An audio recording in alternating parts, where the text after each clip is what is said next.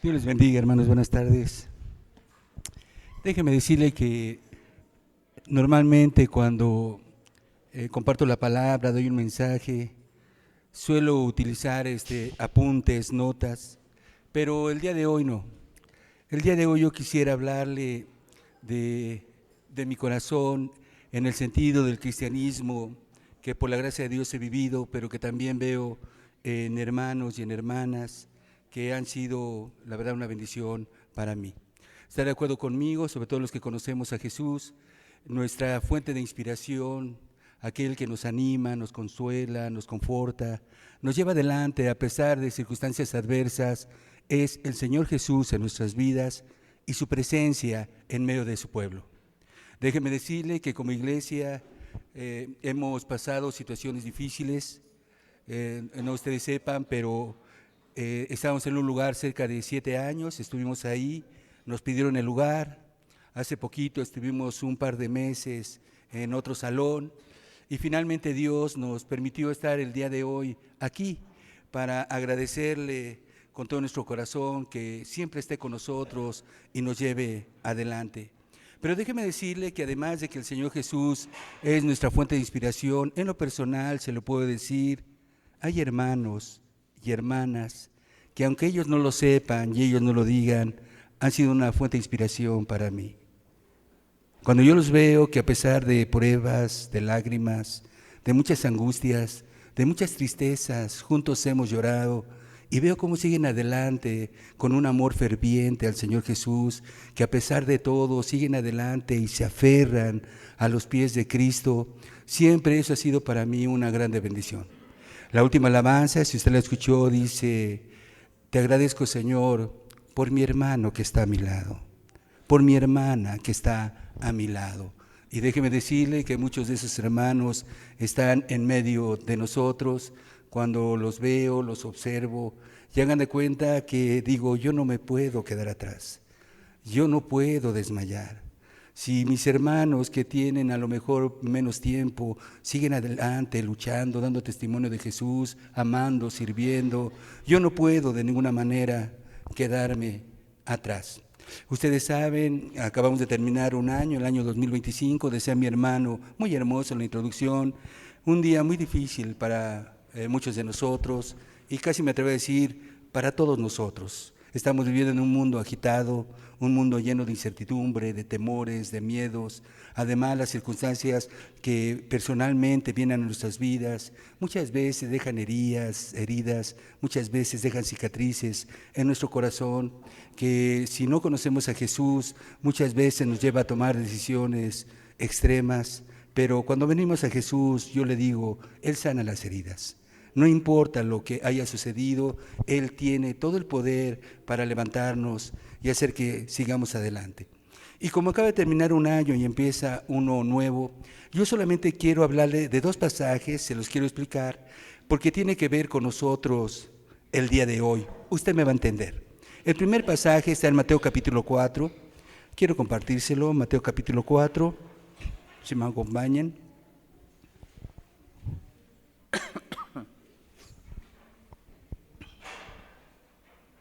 Versículo 12 al versículo 13. Esa primera parte lo vamos a leer. Evangelio de Mateo, capítulo 4, versículo 12 y versículo 13. Mire lo que dice la Escritura. Cuando Jesús oyó que Juan estaba preso, volvió a Galilea. Y dejando a Nazaret, vino y habitó en Capernaum, ciudad marítima en la región de Zabulón y de Neftalí. Quiero que ponga atención en este versículo, dice que dejando a Nazaret, Jesús vino y habitó en Capernaum, ciudad marítima en la región de Zabulón y de Neftalí. Lo primero que le quiero transmitir es de que usted sabe, el Señor Jesucristo, Él nació en Belén, una pequeña aldea muy insignificante ahí en Israel, pero realmente Él creció en Nazaret. Por eso se llama Jesús de Nazaret o Jesús Nazareno. Pero aquí nos dice que cuando Él cumplió 30 años, hermanos, Él dejó Nazaret y se fue a habitar a Capernaum. En esos 30 años el Señor Jesús nació, creció y estuvo bajo el cuidado obviamente de sus padres, de María y de José, que se creía que era su padre aquí en esta tierra junto con sus hermanos, y él trabajó como carpintero. Él era conocido por carpintero, su padre era carpintero y seguramente era conocido, porque ustedes saben, cuando de pronto alguien necesita algún mueble, oye, y no conoces a algún carpintero, Jesús era muy conocido, sobre todo, me imagino yo, por la manera en que hacía su trabajo.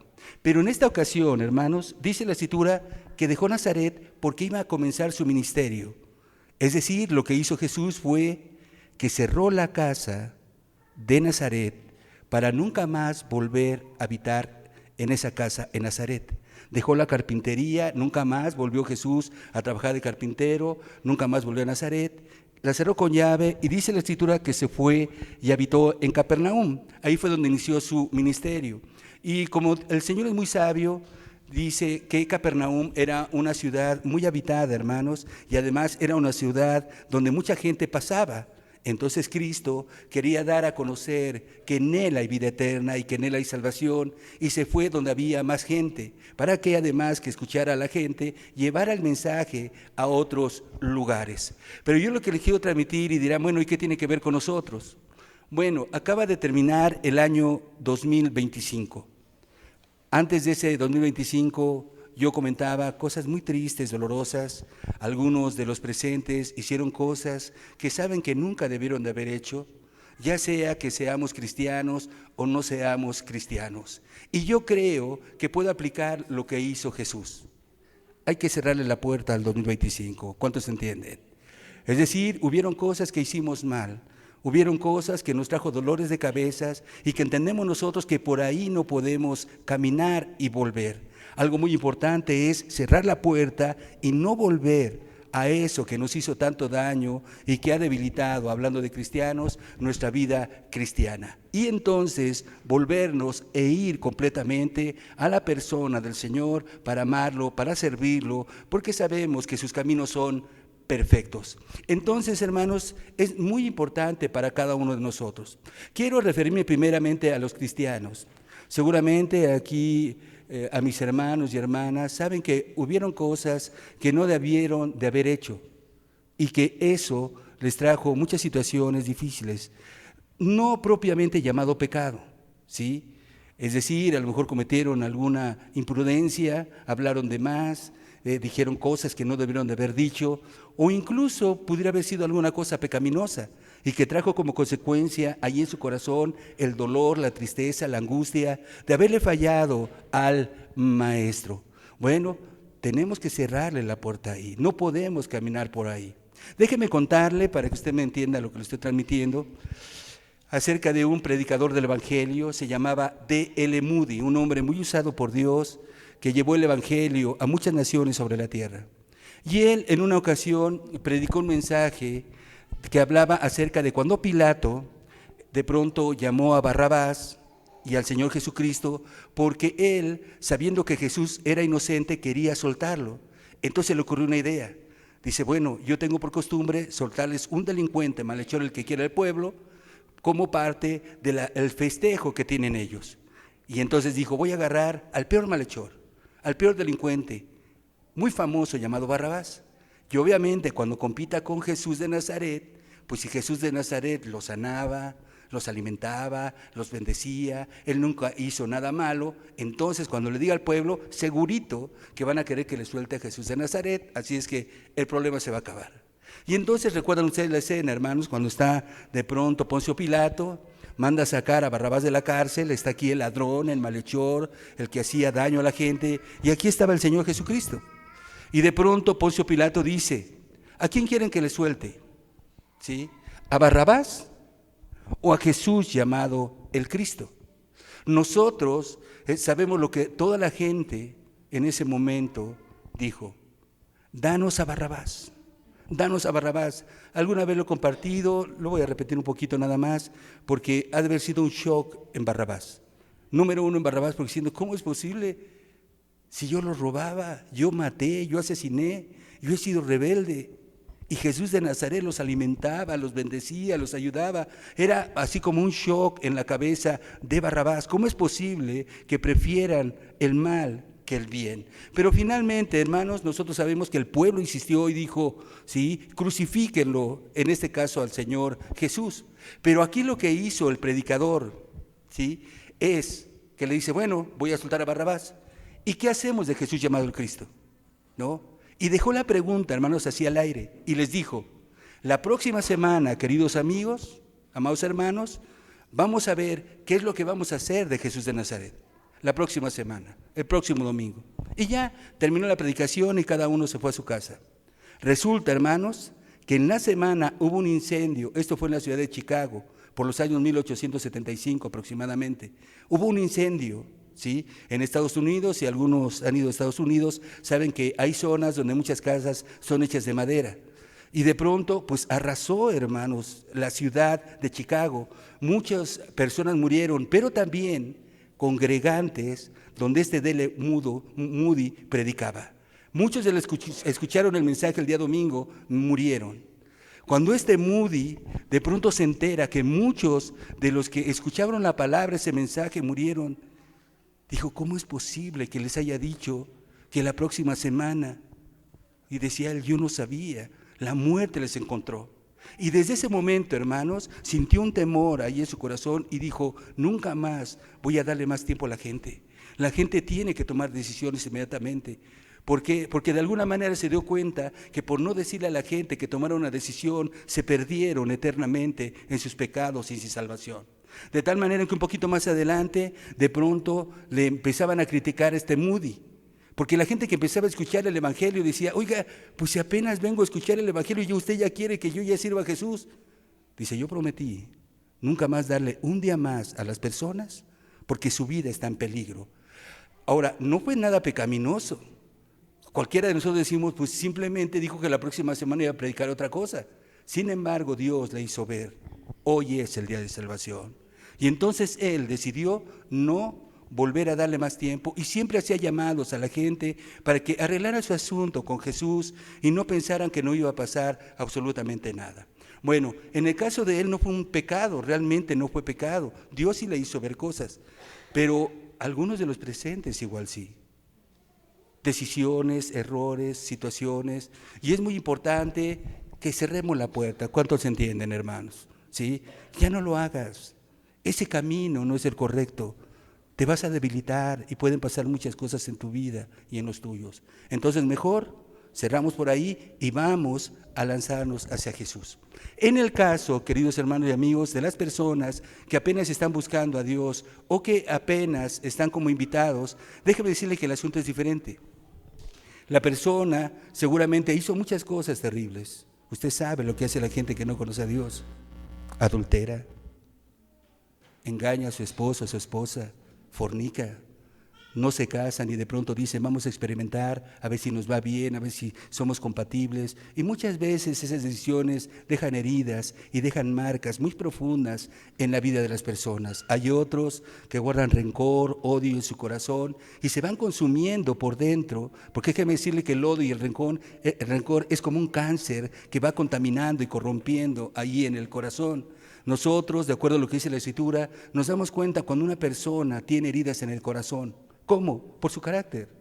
La persona se enoja, la persona de pronto se irrita, de pronto grita, un carácter áspero completamente que toda la gente que lo conoce o la conoce sabe que hay algo que está dentro de su corazón.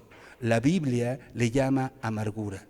Es decir, hay una herida abierta porque la persona no quiere perdonar, porque la persona se siente frustrada por cosas que no ha logrado alcanzar. Y entonces eso es malísimo, hermanos, que el corazón que Dios nos dio para amar, para servir, para pensar lo bueno, para bendecir a los nuestros, nosotros lo estemos utilizando para ver cómo vengarnos, para de pronto guardar malicia, para guardar cosas que sabemos que a Dios no le agradan. ¿Por qué? Porque Dios es un Dios que perdona. Y si nosotros queremos que Dios nos perdone todas las maldades y pecados que hemos cometido, qué importante es que nosotros también perdonemos a las personas que nos han dañado. Pero bueno, aquí las personas que están buscando a Dios o que están de invitados, hay cosas que han hecho mal y es importante que lo reconozcan.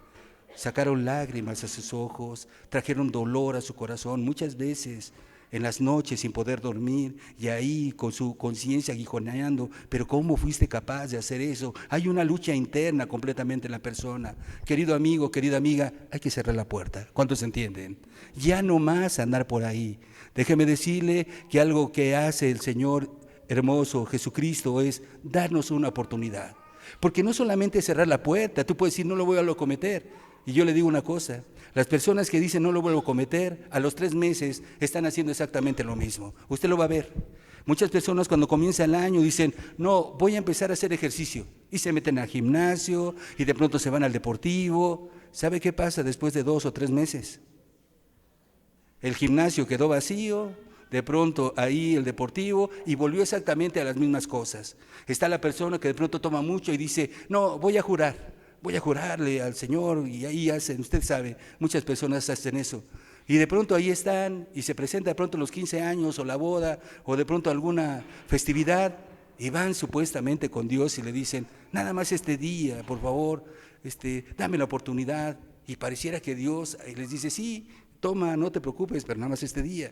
Es decir, hay un engaño en el corazón tremendo en las personas, queridos amigos y queridas amigas. Y si usted realmente quiere ser bendecido por Dios, tiene que ser serio, tiene que ser seria. Su vida no está bien.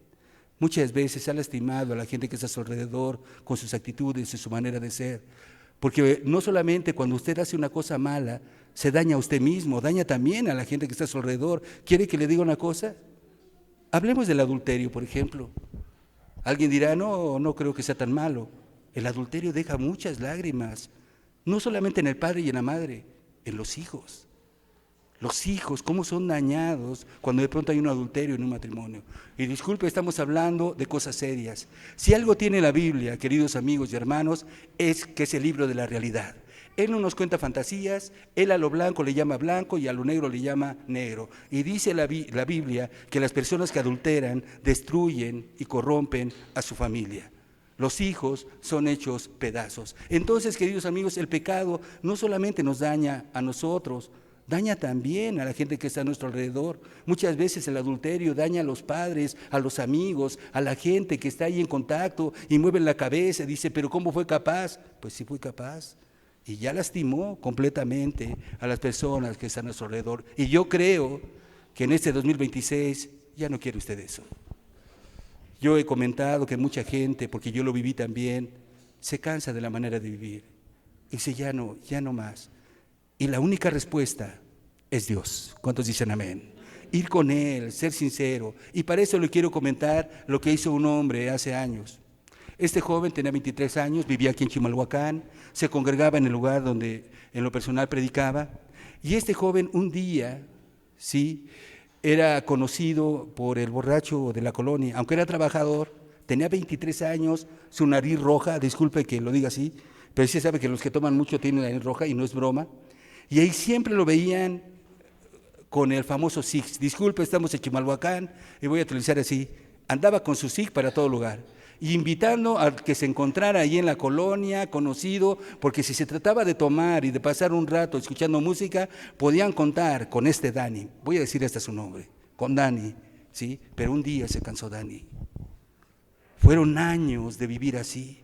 Y un día él solo, nadie le dijo absolutamente nada, nadie le predicó. Un día él comentó, porque yo lo conocí, estaba tan cansado que entró a su habitación solo y de pronto cayó con todo su peso de rodillas y empezó a llorar como un niño. ¿Y sabe a quién se dirigió? A Dios. Ya no quiero esto. Ayúdame a cambiar, yo quiero cambiar, estoy cansado. Y ahí empezó, queridos hermanos y amigos, a pedirle perdón a un Dios que él no conocía. Déjeme decirle que este Dani, cuando se levantó, ya no era el mismo. Él, Dios lo envió a la congregación donde estábamos predicando, él iba a mi casa de manera personal. En lo personal yo platicaba con él, yo vi cómo Dios lo sacó de las tinieblas y lo trajo a su luz admirable. Era otro completamente este Dani, porque estaba cansado de su manera de vivir y fue donde tenía que ir. ¿Dónde? A la presencia de Dios. Y yo le digo, querido amigo y querida amiga, lo ha intentado muchas veces y no ha podido. Hay una respuesta, se llama Jesucristo. Jesucristo vino a salvar, Jesucristo vino a perdonar, Jesucristo vino a hacer lo que nosotros no hemos podido hacer y nadie puede hacer aquí en esta tierra. Así es que, si se da cuenta, este pasaje tiene mucho que ver con nosotros. Cerrarle la puerta a esas actitudes, a esas decisiones malas que tomamos y no hacernos, disculpe que hable así, los valientes que nosotros podemos y la soberbia de que nada pasa cuando por dentro sabemos que estamos muriéndonos en vida. Más bien es como este Dani, caer de rodillas y decir, ya no puedo más, ayúdame. Y si lo hace, definitivamente su vida va a cambiar. Ahora, déjeme explicarle un poquito más este pasaje, porque fíjese qué hermosa es la Biblia. Dice que Jesús habitó en Capernaum, ciudad marítima de Zabulón y Neftalí. Pero fíjese lo que dice un poquito más adelante de Zabulón y Neftalí, porque quiero compartirles algo. Versículo 14 al 16, mire lo que dice. Para que se cumpliese lo dicho por el profeta Isaías, cuando dijo, tierra de Zabulón y tierra de Neftalí, camino del mar al otro lado del Jordán, y fíjese, Galilea de los gentiles, verso 16. El pueblo asentado en tinieblas vio gran luz, y a los asentados en región de sombra de muerte, luz le resplandeció. Le explico. Dice que cuando Jesús dejó Nazaret, se fue a Capernaum, y dice que a la región de Zabulón en Neftalí.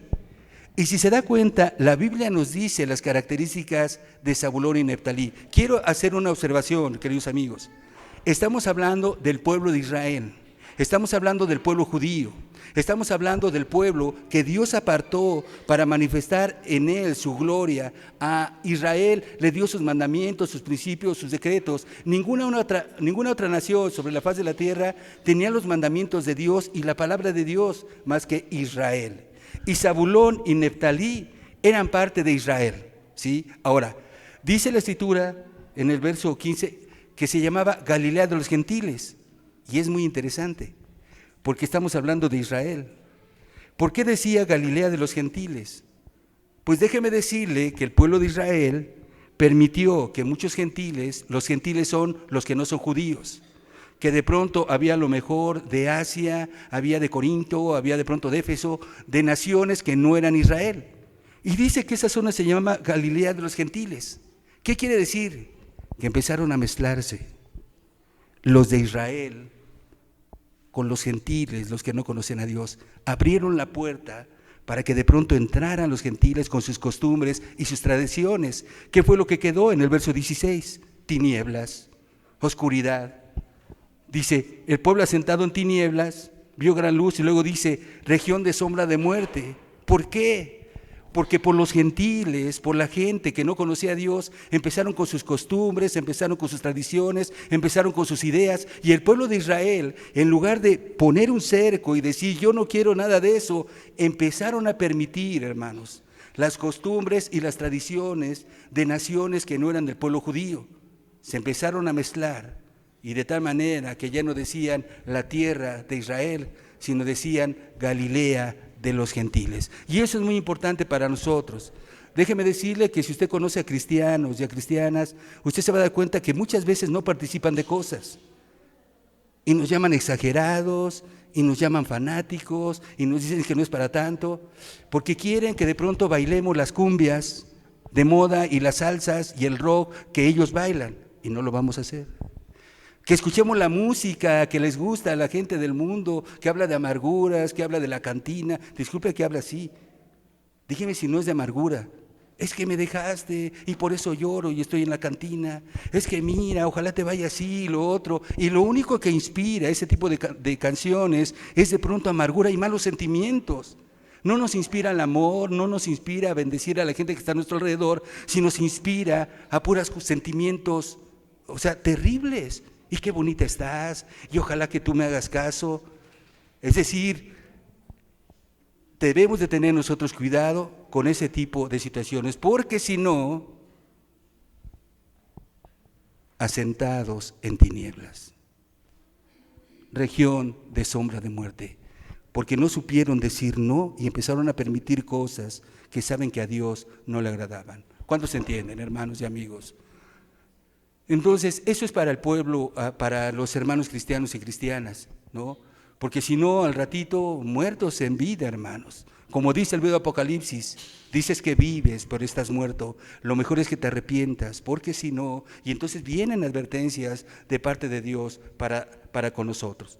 Y entonces dice que luz le resplandeció, bendito es el Señor, porque llegó Cristo, hermanos, a poner las cosas en su lugar. Perdona, ya no guardes rencor. Ama a tu prójimo como a ti mismo. Tenemos un Dios en los cielos que es nuestro Padre. Honra a tu Padre que está en los cielos. Es bien hermoso el Señor Jesús. Volvió a poner, hermano, las cosas en su lugar. Y yo creo que es lo que Jesús quiere poner en el lugar de cada corazón de los que están aquí. Porque como decía mi hermano en la introducción, y tiene razón, muchas veces nos acordamos nada más de nuestro Padre, o en este caso de Dios, nada más cuando viene el problema difícil, o cuando de pronto ya el agua nos llegó hasta el cuello, en lugar de que constantemente digamos, qué hermoso eres, porque siempre estás aquí, Señor. Dice la Escritura que Él está con nosotros todos los días hasta el fin del mundo. ¿Cuántos dicen amén? Querido amigo, amiga, ¿sí? Es un año nuevo y Dios tiene promesas para usted. Usted tiene esperanza en el Señor Jesucristo. Cristo puede cambiar la vida. Cristo puede cambiar el corazón. Cristo puede hacer lo que los hombres no pueden hacer y las religiones. Recuerde usted, nunca confunda a Cristo con una religión. Las religiones son los esfuerzos humanos que hacen para acercarse a Dios. Cristo es el Hijo de Dios y es una persona. Y por cierto, está vivo, resucitado, y podemos acercarnos a Él y poner todas nuestras cargas a Él. Entonces, fíjese, ese es el primer pasaje que yo quise compartirles. Básicamente es, dejemos atrás las cosas que no convienen y que sabemos que dañan. Y número 2, a nosotros, los hermanos, tengan cuidado, o más bien, tengamos cuidado de lo que vemos, de lo que escuchamos, de lo que hablamos, de lo que dejamos entrar en el corazón, porque si no, muerte va a venir. Nadie lo ve, ¿sí me entienden? Por ejemplo, uno no sabe lo que está haciendo cada quien ahí en su casa, no, pues cada quien puede hacer, pero hay un Dios en los cielos que sí ve. Y finalmente Dios es al que le vamos a dar cuentas cada uno de nosotros. Entonces mejor tengamos temor. ¿Cuántos entienden, hermanos? El segundo pasaje, en Filipenses, capítulo 3, versículo 13.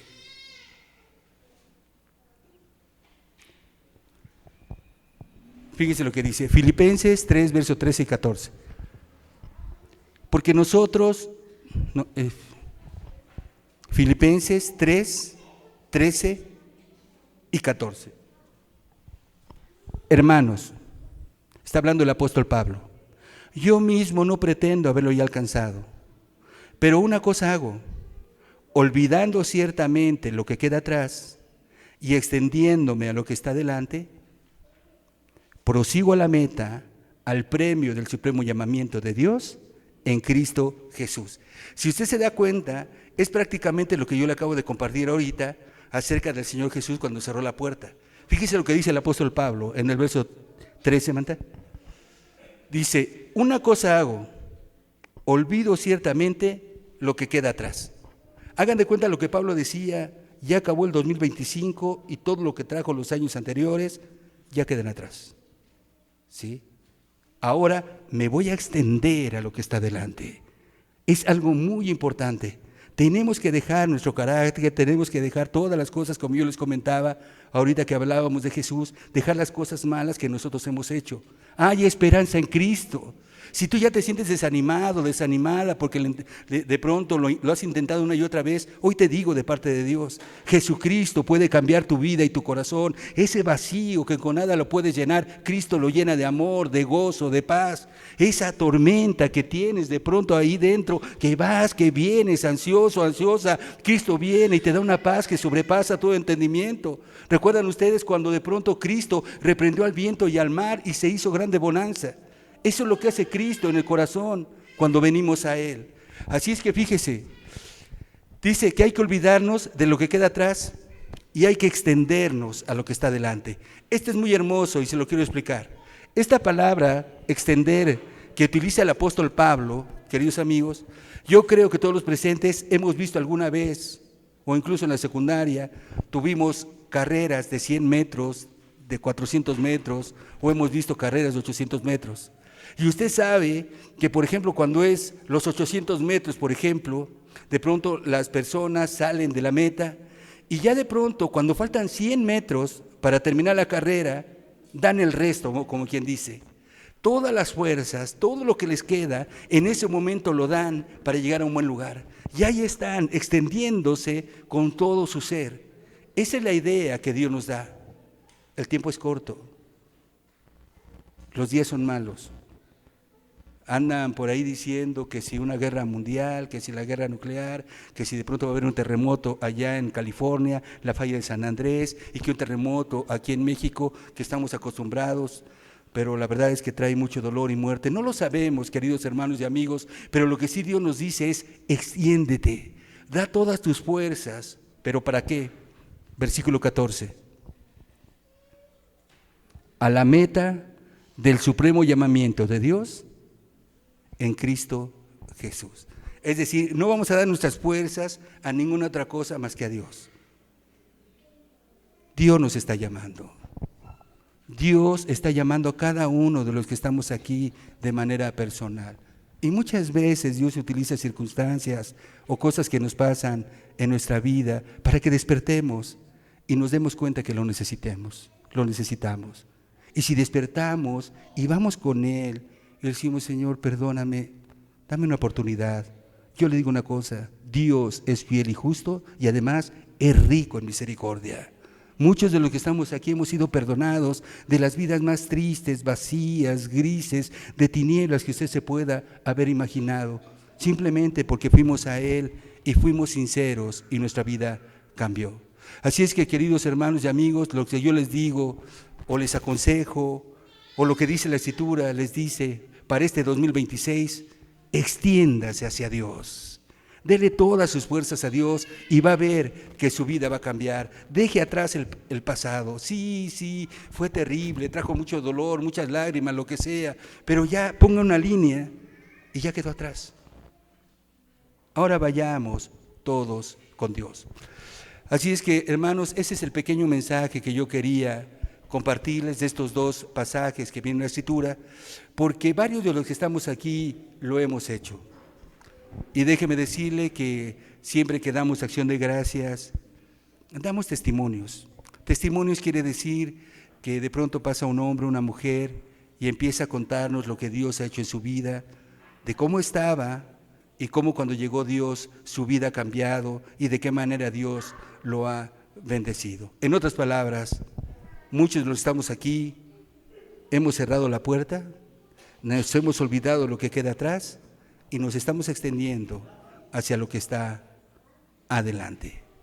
Así es que, hermanos, amigos, a continuación vamos a escuchar testimonios de hombres y mujeres que quieran pasar aquí al frente. Obviamente tengo la responsabilidad de decirles, que, si me entienden, que pasen y vamos a escuchar lo que Dios ha hecho en su vida. ¿Qué les parece? Primeramente, voluntarios. O sea, alguien que de pronto diga: mire, hermano, mi vida estaba así y la verdad hice esto y ha pasado esto en mi vida. ¿Sí? Sea poco o sea mucho.